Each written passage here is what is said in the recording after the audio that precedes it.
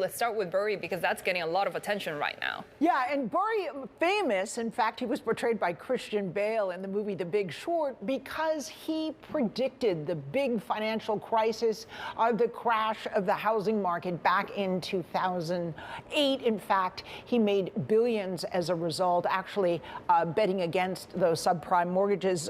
So it's a lot of attention that's being paid. We'll get to how he feels about banks right now, but very interestingly, because he's known as a contrarian, he has doubled down on Chinese tech stocks, and he started buying at the end of 2022 and has been increasing his stake all along. Again, while COVID zero was going on, that's when he was buying. JD.com and Alibaba now make up 20% of his fund's portfolio. They are the biggest holdings he has. He's tripled his JD.com stake since initiating it. He's doubled his Alibaba stake. And what really got a lot of attention earlier in the day here in the U.S.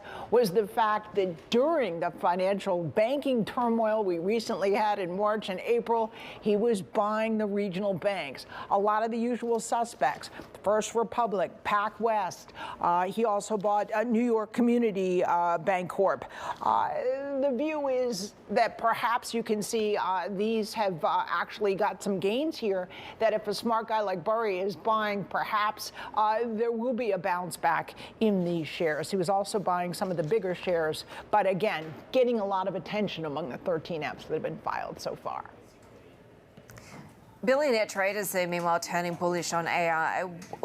Who are we now seeing now go long on artificial intelligence? Well, two of the biggest traders that are billionaires and also have family officers are Stanley, Druckenmiller, and David Tepper. Both of those appearing to be loading up on various stocks that are really benefiting from the AI boom. And those include NVIDIA, Microsoft, and others. Stanley Druckenmiller, in fact, at a recent conference, the Zone conference, said he believed that AI is every bit as important and could be as impactful as the early days of the internet. And so you can see that reflected in some of his purchases, notably Appaloosa, owned by David Tepper, buying a lot of ARK, Cathie Wood's controversial, innovative ETF, which focuses on the main tech boom. So this is a bet both on AI and on tech from some of the biggest traders on Wall Street.